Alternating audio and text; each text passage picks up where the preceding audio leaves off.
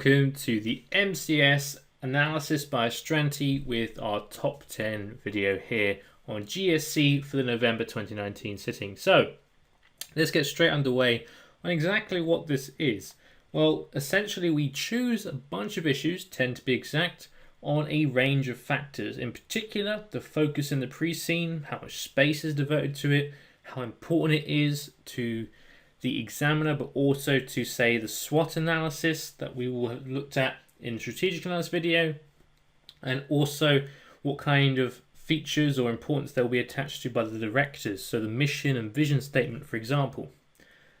Finally, it's based on myself and my colleagues' experiences with the past exams, the typical issues, and how easy it is for the examiner to produce those kinds of questions, because let's be real now, it's still a job for the examiner and they're going to seek one of the easier questions every now and then, just because it's simple.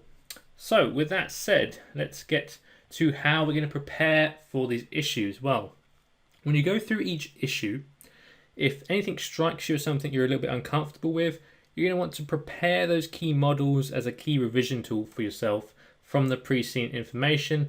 And remember to adapt all those models for the new points as well that you see in the exam.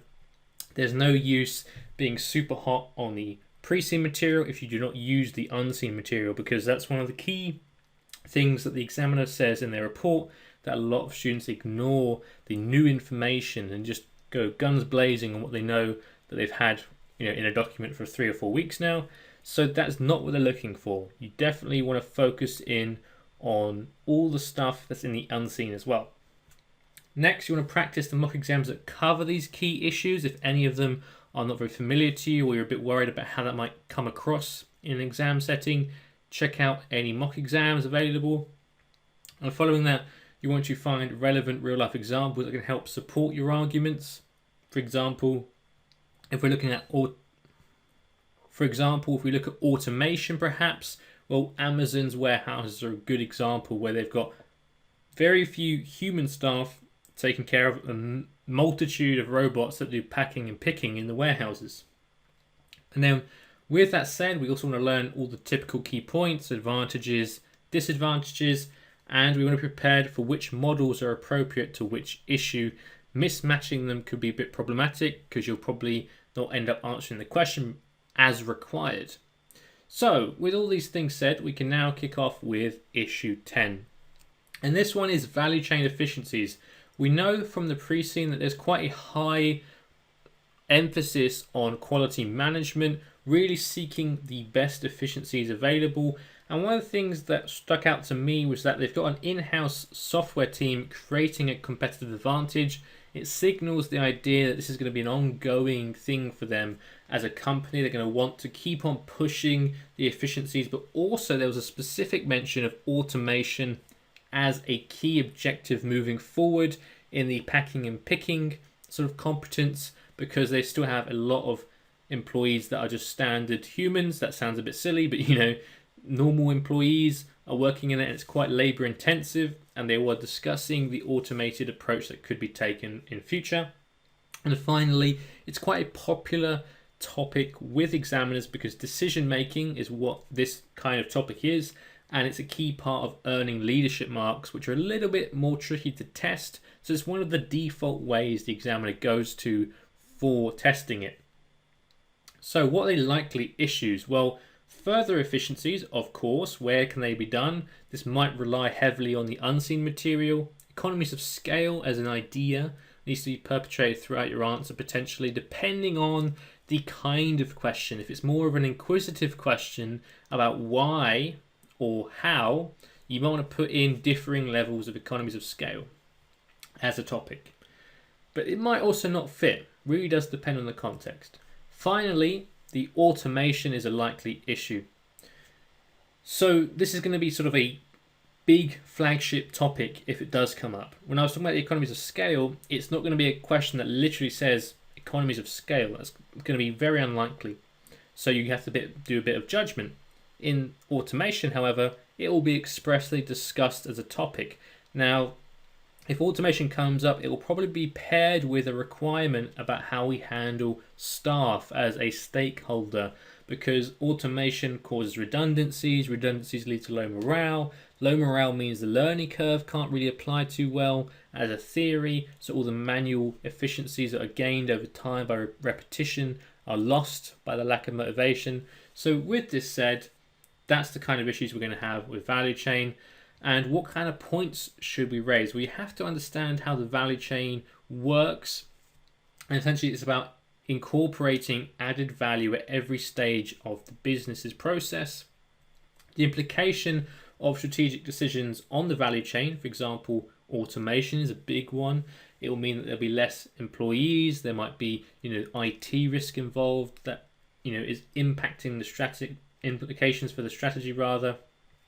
And of course, the areas of possible efficiencies could be lower cost materials, and also it could be automated packing, picking, as we've discussed already. Think Amazon.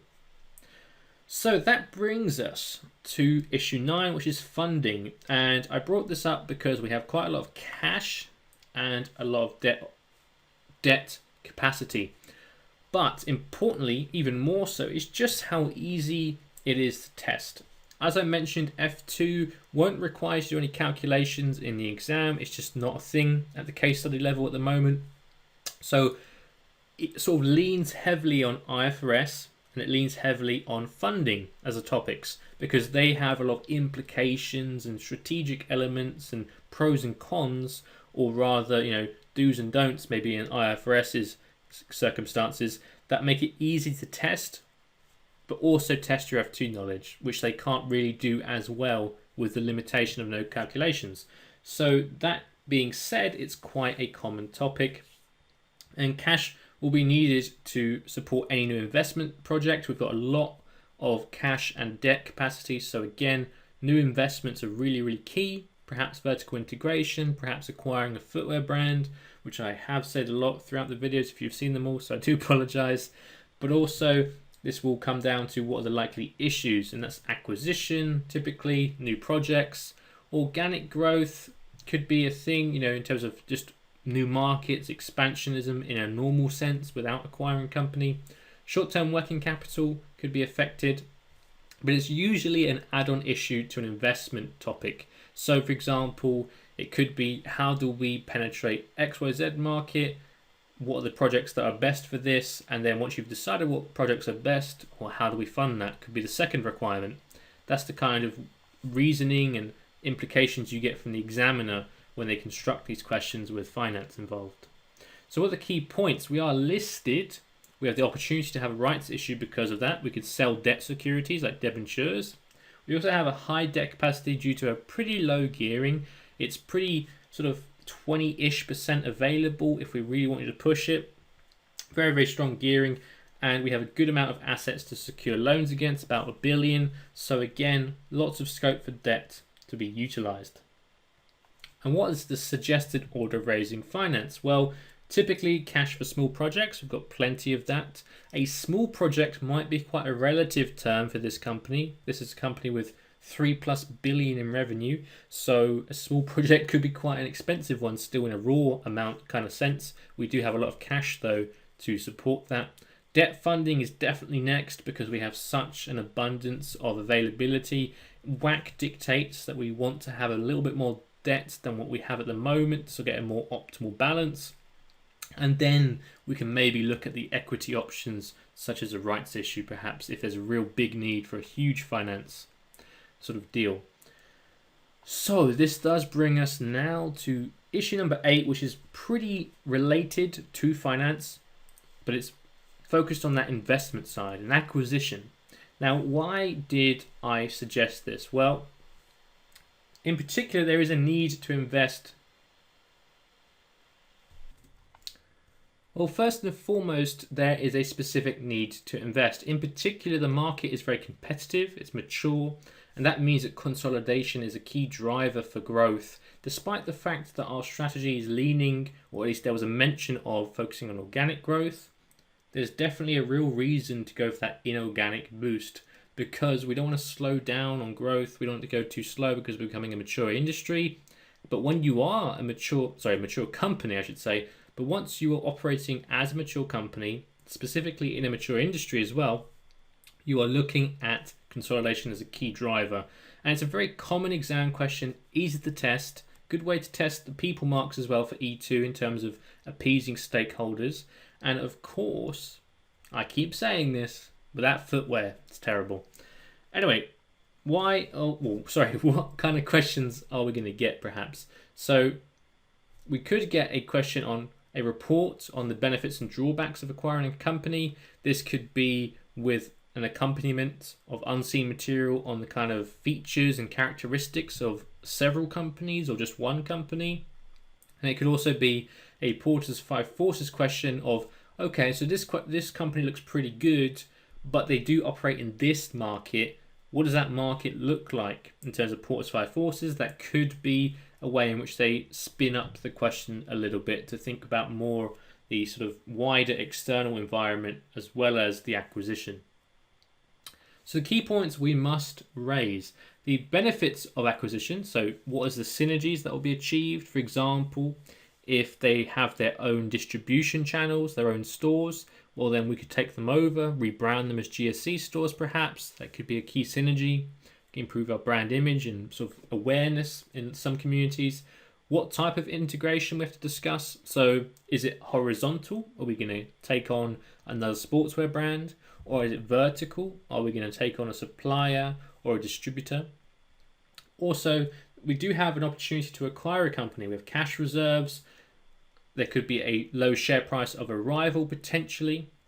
But also, we have to discuss how it's financed. Now, it might not be explicitly mentioned in the question, which means you should give it slightly less importance, but it is definitely worth noting for extra marks, perhaps, that you could utilize XYZ funding. So in this case, we've got a lot of debt capacity, quite a lot of cash, and if we really needed to, could be a rights issue.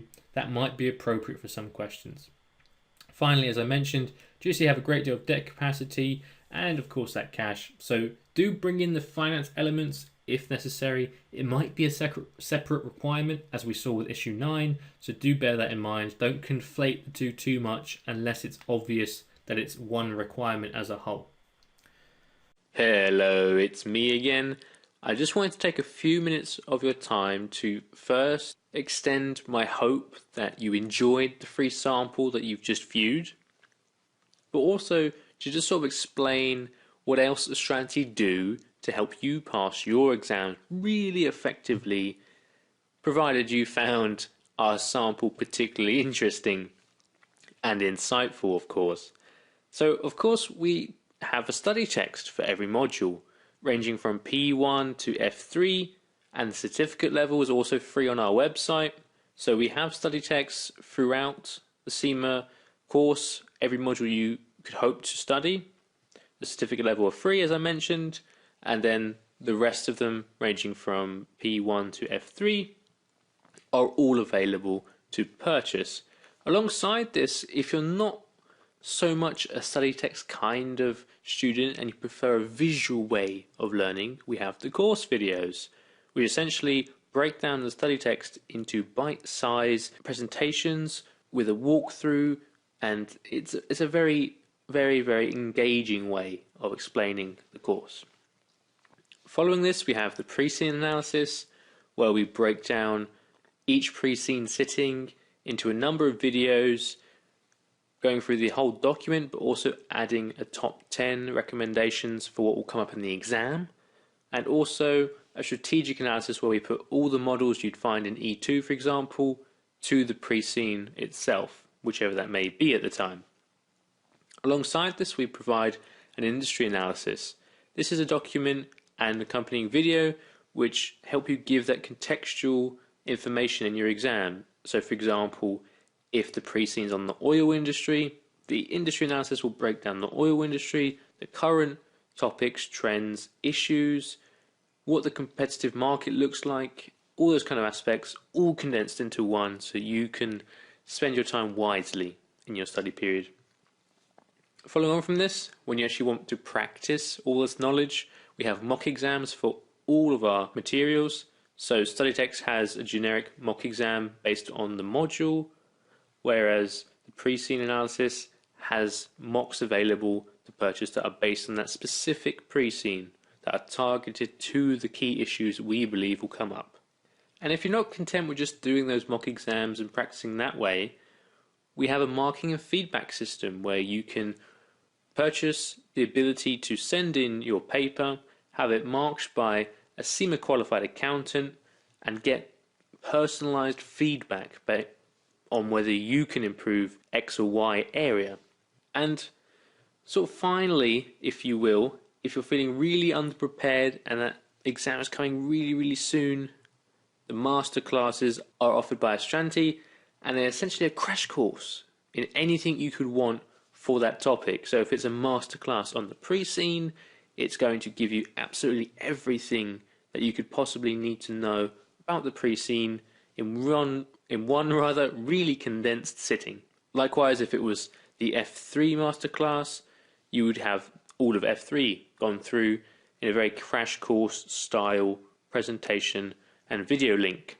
You can also purchase it post-stream as opposed to viewing it live, all these kind of aspects. We are very, very confident that these materials will help you get the exam success that you want.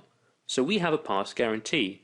Provided you fill out a form which demonstrates that you have utilized our materials to a large extent and actually taken the time to study them, and you have unfortunately failed, we will offer you the same materials again for the next sitting as a consolidatory offer to ensure that you can get back on the horse and get that exam grade that you want. With that said, thank you very much for watching the sample video. I hope you enjoyed it and it gives you a lot of confidence in Astranti and your CIMA future.